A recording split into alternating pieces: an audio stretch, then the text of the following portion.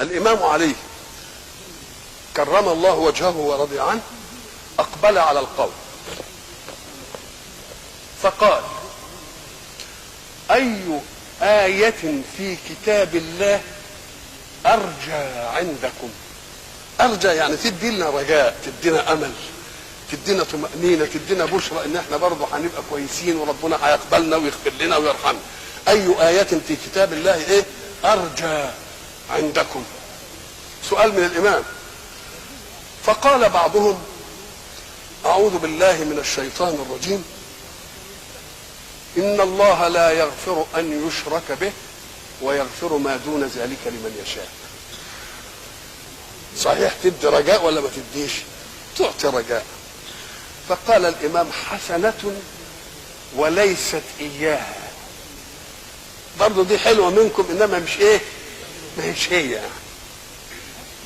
فقال بعض القوم: أعوذ بالله من الشيطان الرجيم، ومن يعمل سوءا أو يظلم نفسه ثم يستغفر الله يجد الله غفور. قال: حسنة وليست إياها.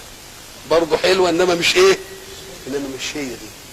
فقال بعض القوم: أعوذ بالله من الشيطان الرجيم، قل يا عبادي الذين أسرفوا على أنفسهم لا تقنطوا من رحمة الله إن الله يغفر الذنوب جميعا. قال: حسنة وليست إياها. ما كل ده فيها رجاء صحيح إنما مش هي اللي فيه، مش هي اللي عنه. فقال بعض القوم: والذين وقال الله سبحانه: أعوذ بالله من الشيطان الرجيم، والذين إذا فعلوا فاحشة أو ظلموا أنفسهم ذكروا الله فاستغفروا لذنوبهم ومن يغفر الذنوب إلا الله. قال: حسنة وليست إياها. فأحجم القوم. كل ما يقول لهم حاجة يقول له هي كويسة منك دي إنما ما هيش هي. طيب. فأحجم القوم يعني إيه؟ سكتوا ولم يتكلموا.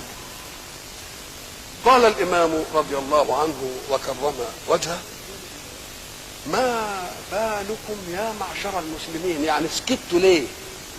زي ما الواحد يكون بيكلم ناس ويسكتوا منه كده، يقول لي انتوا مالكم؟ بل ايه اللي حصل؟ ما بالكم يا معشر المسلمين؟ ايه يعني؟ قالوا: لا شيء والله، ما عندنا شيء غيرها، ما عندناش يعني. قال: شوف بقى التشويق، كونه يقول دي حسنه بس مش هي، ودي حسنه بس مش هي، ودي حسنه بس مش هي. شوف التشويق بقى قد ايه بقى. يبقى كلهم عملوا ايه؟ شرأبت اعناقهم وارهفت اذانهم عشان يشوفوا ايه الحكايه دي اللي قال: سمعت حبيبي رسول الله صلى الله عليه وسلم يقول: أرجى آية في كتاب الله قوله: أعوذ بالله من الشيطان الرجيم، وأقم الصلاة طرفي النهار وزلفا من الليل إن الحسنات يذهبن السيئات إلى آخر الآية. دي إيه؟ أرجى آية. يا علي، إن أحدكم لا يقوم من وضوئه، يعني يتوضأ، فتساقط عن جوارحه ذنوبه. تساقط يعني تتساقط. عندهم لما فعل يبتدي بتاءين اثنين يقوم يكتفي بايه؟ بتاء واحده. ان احدكم لا يقوم من وضوء فتتساقط ايه؟ من حول جوارحه ذنوبه. فاذا اقبل على الله بوجهه وقلبه لا ينفتل، يعني ما يتلفتش الا وقد غفر الله له كل ذنوبه كيوم ولدته امه.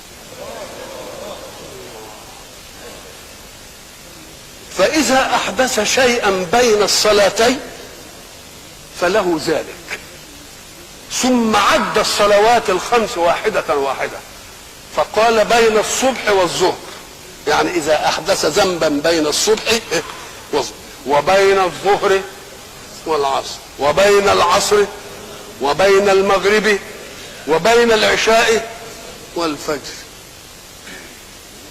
خلاص له مثل ذلك. ثم عد كل الصلوات، ثم قال: يا علي، إنما الصلوات الخمس بالنسبة لأمتي كنهر جار بباب أحدكم، أولو كان على جسد واحد منكم درن ثم اغتسل في البحر 5 مرات أيبقى على جسده شيء من الدرن؟ قال فذلكم والله الصلوات الخمس لأمتي. تبقى هي دي الباقية اللي بتفضل وانا لحد ما تغرر الروح، وهي اللي دائمة، وهي التي ايه لها هذه الآثار.